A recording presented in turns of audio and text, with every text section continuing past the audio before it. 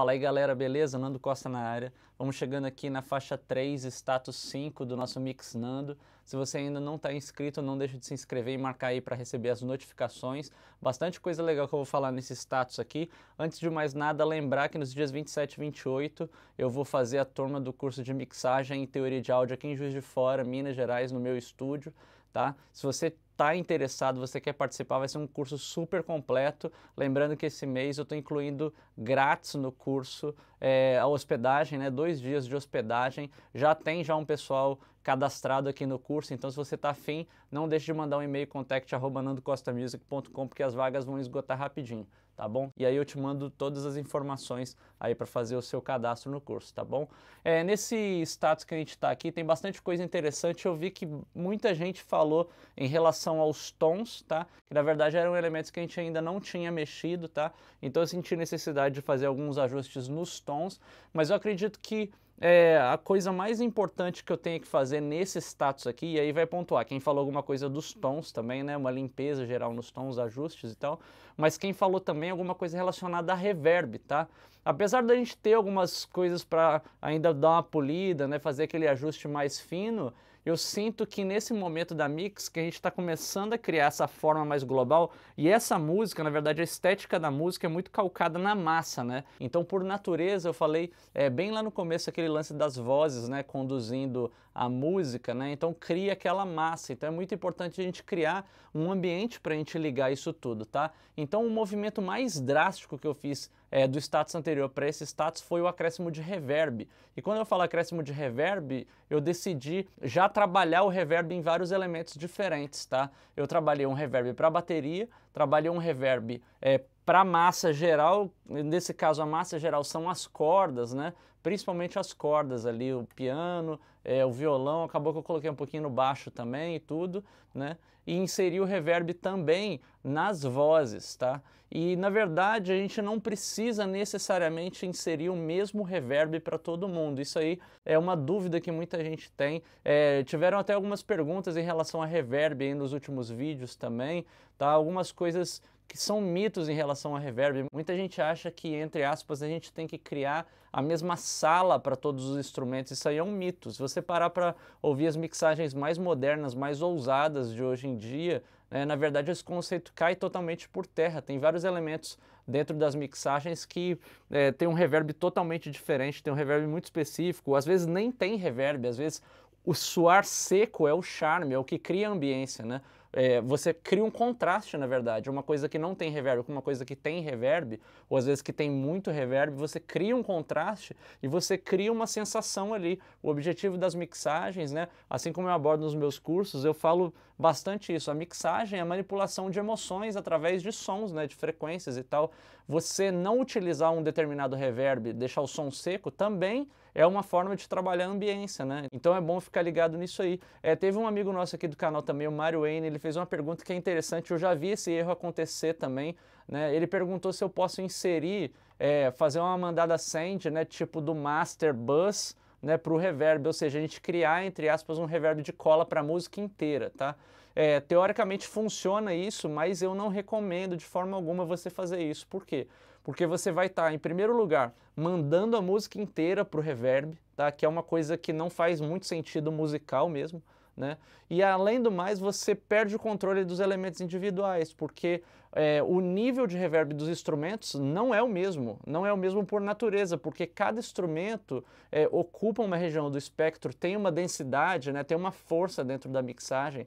Então se você fizer isso, você pegar o seu master bus, você fizer uma mandada para um reverb global, significa que a mesma quantidade de reverb que está indo para o baixo está indo para o violão, por exemplo, ou está indo para a voz. Então, se você quiser menos reverb no baixo, como é que você faz? Você não consegue, você tem que abaixar o reverb da música inteira. Aí você abaixa o reverb da música inteira, abaixa o reverb das cordas que você queria bastante. Então, definitivamente não funciona e é um mito isso, da gente, entre aspas, criar uma cola, né, com reverb em todos os elementos. Sabe como é que você cria uma cola? Fazendo uma mixagem consistente. Essa história de você utilizar um reverb, entre aspas, global para a música inteira é um mito, tá? Então, se você quer na verdade, utilizar o reverb para ligar os instrumentos, você tem que pensar no que você vai utilizar, você tem que pensar nos tipos de reverb e também você não tem que necessariamente utilizar o mesmo tipo de reverb para todos os instrumentos, tá? Essa cola vem da utilização correta e coesa dos reverbs. Você pode ter vários tipos de reverb, um alimentando as vozes, um tipo de reverb alimentando as cordas, um tipo de reverb alimentando os sopros, um tipo de reverb alimentando a bateria, tudo. Só que quando você utiliza com coesão e você faz o trabalho de encaixe correto,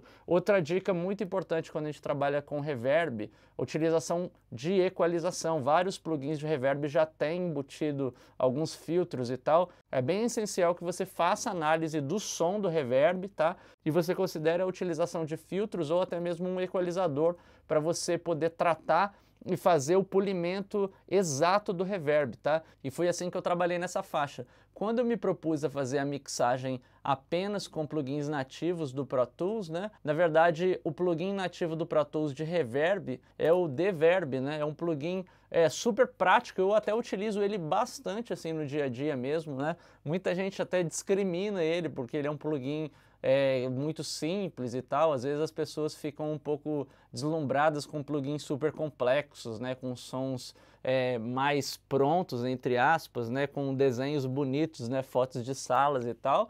Mas o que eu tenho para te dizer é o seguinte: você sabendo utilizar, você faz com qualquer ferramenta, né? E aí eu vou mostrar aqui o resultado que a gente conseguiu com o Deverb também. A única diferença é o seguinte: o Deverb ele só tem dois filtros aqui que são filtros de frequências altas. A gente tem um High Frequency Cut aqui, que na verdade é um filtro pré-reverb, né? Então é como se a gente filtrasse o que a gente está mandando para dentro do processador de reverb dele. E a gente tem um Low Pass Filter, né? Que na verdade são termos sinônimos. Quando a gente fala High Frequency Cut e Low Pass Filter, são termos sinônimos. Só que o Low Pass Filter, ele é o filtro depois do som reverberado. Então é como se fosse o filtro do reverb. E aqui é o filtro da mandada para o reverb, tá? E vários plugins de reverb utilizam esse mesmo conceito, ou seja, eles têm um filtro antes do processamento e um filtro depois do processamento. Em alguns plugins a gente chama até de dump, né, ou dumper, alguma coisa assim, esse filtro pré-reverb, tá? E o filtro depois, né, às vezes a gente tem o nome de EQ simplesmente, que é a equalização global. Então é um pré-requisito para a gente utilizar o reverb do Pro Tools, que a gente utilize um equalizador depois, porque a gente não tem controle de grave nesse Deverb, né? Então o que eu fiz foi basicamente isso. Eu inseri um equalizador no final e trabalhei normalmente. Então você sabendo e compreendendo a utilização das ferramentas, você faz o que você quiser, o que você tiver na sua cabeça, né? Então esse exemplo aqui, né, essa faixa que a gente está trabalhando no Mixnando, está ficando para vocês aí um exemplo muito claro que a gente faz qualquer coisa com qualquer plugin. Tá? O meu objetivo aqui é passar essa concepção. Então vocês veem, por exemplo, que eu faço muito tratamento de grave, médio grave aqui nos reverbs. Eu utilizei um reverb hall, tá? Para as cordas aqui, né? Para o violão, para o baixo e tal. E eu utilizei um reverb plate para as vozes, tá? No reverb plate aqui, você pode observar que eu fiz também um tratamento de frequências altas e tudo mais, né? Mas tem também um plugin aqui de equalizador depois. Aí eu faço uma filtragem, um desenho mesmo do reverb. Você pode observar que aqui no reverb plate tem, eu estou segurando um pouquinho de frequência média alta, que já é uma natureza do próprio plate, né? Que tem uma sonoridade mais metálica. Para quem não sabe, o plate, né, na verdade é uma placa metálica mesmo, né? Você pode até dar uma pesquisada aí no plate. Tem o EMT, que é um plate tradicional, o MT-140. Dá uma olhadinha aí, é bem legal você olhar umas fotos do plate, né? Basicamente ele capta o som da vibração dessa placa metálica, né? Que é presa por umas molas assim e tal, e dá uma sonoridade mais brilhante, né? Então, como consequência aqui na regulagem da mix, eu já trabalhei um pouquinho esse filtro das médias altas aqui também. A gente tem um reverb na bateria, tá? O reverb na bateria eu trabalhei um reverb hall, né? Então tá aqui, ó, reverb hall. E diminuir um pouquinho o tamanho, dá uma sala de certa forma comprida com um decay mais longo, mas acaba que para esse estilo de música funcionou bem para a bateria. Eu quis uma bateria um pouco mais encorpada, então funcionou bem, né? E fiz um tratamento aqui de limpeza de grave, então foi basicamente o que eu fiz. E obviamente quando a gente insere os reverbs, e aí começa a dança mágica da mixagem, a gente passa a precisar ajustar umas coisas, porque, por exemplo, a gente insere o reverb, o primeiro elemento que eu coloquei aqui no reverb foi a caixa, foi o primeiro elemento que eu senti necessidade, e aí eu já fiz os ajustes no reverb e tal, e fazendo os ajustes no reverb, eu senti necessidade de alterar um pouco o som da caixa, né? Então, além daquele processamento que eu já havia feito na caixa, eu inseri um limiter também, fiz aquele mesmo esquema do limiter que eu falei no vídeo anterior, né? A gente utilizou o próprio compressor aqui como limiter para definir um pouco, tirar um pouquinho mais das pontas, tá? Porque o reverb deu brilho na bateria e aí o som da caixa mais articulado, né, com mais dinâmica, não estava ajudando tanto. Então, eu reduzi mais ainda a dinâmica inserindo um limiter, tá?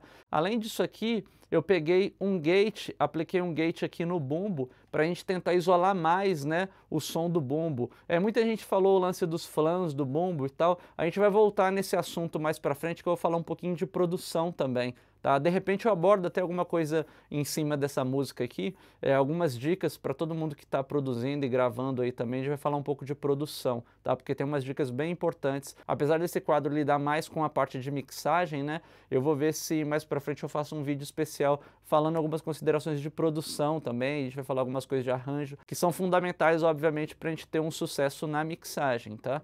Beleza, então foi isso que eu fiz basicamente, fiz o tratamento nos tons aqui, tá? Que foi o que a galera falou mais. Então eu tenho um tratamento separado de equalização em cada tambor, né? O movimento é mais ou menos parecido, limpeza de médio grave, limpeza de grave com high pass e um pouco de brilho. Só no surdo aqui que eu senti necessidade de dar um boostzinho a mais no canal individual. E depois a gente tem aqui também o tratamento global, tá? Então tem um tratamento global aqui limpando um pouco de médio grave, dando já um corpo, né? Um boost aqui nos graves, com a limpeza no high pass e subindo aqui o brilho. Tem também um low pass aqui para o controle dos brilhos.